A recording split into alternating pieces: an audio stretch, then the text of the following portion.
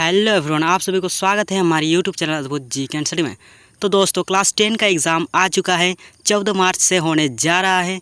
तो 14 मार्च 2023 के लिए मैं वीवीआई क्वेश्चंस ला चुका हूं, जो कि आपका पहला दिन वोकेशनल सब्जेक्ट का एग्ज़ाम होने वाला है, जिसमें से आपको इलेक्ट्रॉनिक्स एंड हार्डवेयर वाला यहाँ पर वायरल प्रश्न यानी वीवीआई क्वेश्चंस में बताऊँगा। तो चलिए इस वीडियो को स्टार्ट करते हैं। सिर्फ क्लास 10 के लिए है, सब्जेक्टिव टाइप क्वेश्चन है। तो चलिए देखते हैं क्वेश्चंस को। तो यहाँ पर आपका पहला क्वेश्चन देख सकते हैं कि टीडीएस का पूरा नाम क्या है। टीडीएस का फुल फॉर्म पूछा गया है, तो क्या है? Tax deducted at source. ये आपका फुल फॉर्म है, ये हिंदी में है और इधर इंग्लिश में है। आगे देखते हैं नेक्स्ट क्वेश्चन देख सकते हैं कि विद्युत धारा की इकाई क्या है। तो विद्युत धारा की इकाई एम्पियर है, जिसे ए द्वारा सूचित किया जाता है। चलिए आगे देखते हैं कि ई वेस्ट क्या है। ई वेस्ट क्या है? तो वैद्युतिक अपशिष्ट या कचरा आधुनिक समय की एक गंभीर समस्या है, ये ई वेस्ट कहते हैं। एमसीबी का कार्य क्या है? एमसीबी का कार्य क्या है? सबसे पहले तो समझ लेते हैं एमसीबी का फुल फॉर्म। तो एमसीबी का फुल फॉर्म होता है मिनिएचर सर्किट ब्रेकर। ये आपका फुल फॉर्म होता है एमसीबी का। और इसका कार्य क्या है? कार्य है एक सेल्फ ऑपरेटेड इलेक्ट्रिकल स्विच है जो ओवरलोड या शॉर्ट सर्किट के दौरान ऑटोमेटिकली सप्लाई को ब्रेक करता है और उपकरणों को प्रोटेक्ट करता है। यानी जब आपका ओवरलोड हो जाता है या फिर शॉर्ट सर्किट हो जाता है, तो ये ऑटोमेटिकली प्रोटेक्ट कर लेता है एमसीबी। इसका कार्य यही है। चलिए आगे देखते हैं आगे क्या क्वेश्चंस दिया हुआ है। क्वेश्चंस नंबर 5 देख सकते हैं कि जेनर कायोग का मुख्य कार्य क्या है। यहाँ पर आपका जेनर डायोड भी लिखा हुआ रहेगा। जेनर डायोड भी लिखा हुआ रहेगा, तो आप कन्फ्यूजन मत होइए, क्योंकि यहाँ पर कायोग या फिर डायोड दोनों लिखा हुआ रहेगा। कोई एक लिखा हुआ रहेगा जेनर कायोग या फिर जेनर डायोड। तो यहाँ पर लिखा हुआ कि जेनर कायोग का मुख्य कार्य क्या है। तो जेनर कायोग का स्थापक रूप से प्रयोग एक सर्किट में केवल वोल्टेज को नियंत्रित रखने के लिए किया जाता है। ये जेनर कायोग का कार्य क्या होता है कि वोल्टेज को नियंत्रित रखने के लिए ये उपयोग किया जाता है, जेनर कायोग या फिर जेनर डायोड। आगे देखते हैं कि आरपीएम का पूरा नाम क्या है। आरपीएम का पूरा नाम क्या है? तो रेवोल्यूशन पर मिनट, ये आपका फुल फॉर्म है आरपीएम का। मिक्सर ग्राइंडर क्या है? ये आपका इम्पोर्टेंट सवाल है कि मिक्सर ग्राइंडर क्या है। तो मिक्सर ग्राइंडर एक ऐसा विशिष्ट उपकरण है जिसकी ज़रूरत हर रसोई में बन चुकी है। इसके बिना रसोई घर अधूरा लगता है। मिक्सर ग्राइंडर तो हर रसोई घर में रहता ही रहता है, क्योंकि मसाला पीसने या फिर कुछ भी पीसने के लिए आपको मिक्सर ग्राइंडर की ज़रूरत पड़ती है। इसलिए ये आप लोग आसानी से लिख पाएंगे। चलिए आगे देखते हैं। नेक्स्ट है कि इलेक्ट्रिक पावर की यूनिट क्या होती है। इलेक्ट्रिक पावर की यूनिट बताना है, तो ये इलेक्ट्रिक पावर की यूनिट होती है कि किसी विद्युत परिपथ में जिस दर से विद्युत ऊर्जा स्थानांतरित होती है उसे विद्युत शक्ति कहते हैं, यानी विद्युत यूनिट कहते हैं।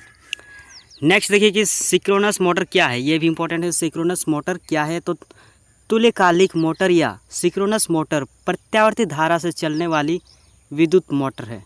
प्रत्यावर्ती धारा यानी कि ऐसी करंट से चलने वाला धारा। चलिए आगे देखते हैं।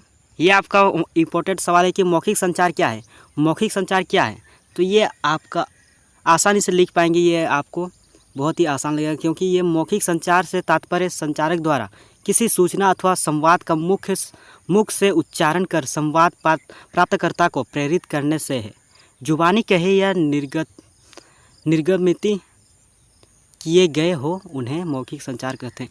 यानी आप जो भी संवाद में एक दूसरे की बातें कहते हैं, दो लोगों में आप जो बातें करते हैं, मुख्य द्वारा सूचना देते हैं, ऐसा हुआ, कुछ भी आप बातें करते हैं, वो मुख्य संचार हुआ, मौखिक संचार हुआ।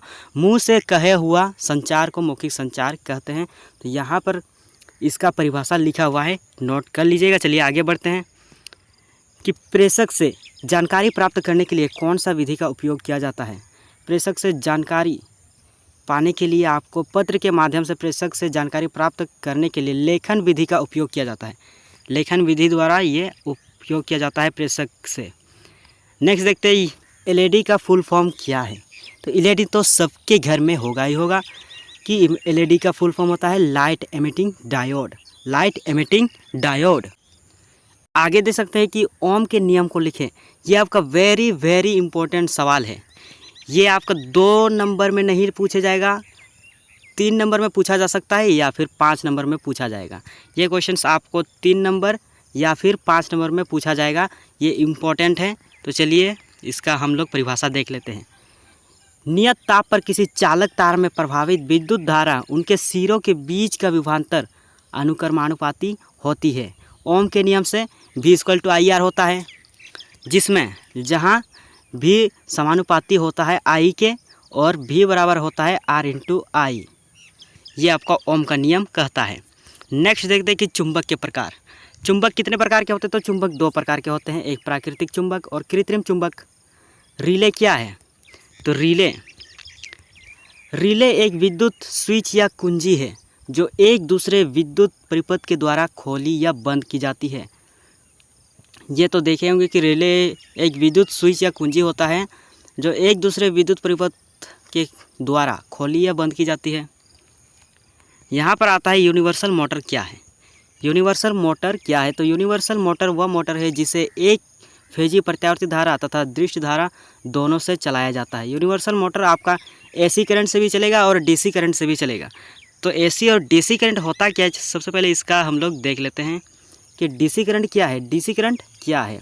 तो जब धारा का मान तथा दिशा समय के साथ नहीं बदलती हो, अर्थात धारा का परिमाण तथा दिशा समय के साथ एक जैसी स्थिर बनी रहती है, उसे DC करंट कहते हैं। ये DC करंट का फुल फॉर्म होता है डायरेक्ट करंट। DC करंट का फुल फॉर्म डायरेक्ट करंट, जो आपका एकदम स्थिर रहता है और डायरेक्ट करंट जाता है, दिशा में परिवर्तन होता ही नहीं है, वोल्टेज में परिवर्तन होता ही नहीं है, तो डायरेक्ट करंट जाता है, उसे DC करंट कहते हैं। और AC करंट क्या है? AC करंट, तो ये करंट एक निश्चित समय के बाद में अपनी दिशा और मान बदलता है, इसलिए इसे AC करंट कहा जाता है। AC करंट आपके घरों में आया जाता है। आपके घरों में है AC करंट, जो बिजली लेते हैं वो AC करंट हुआ। AC करंट आपका जो बिजली लेते हैं AC करंट, और डायरेक्ट करंट जाता है, जैसे जनरेटर से डायरेक्ट करंट जाता है, DC करंट वो हुआ। तो ये आपका AC और DC हुआ।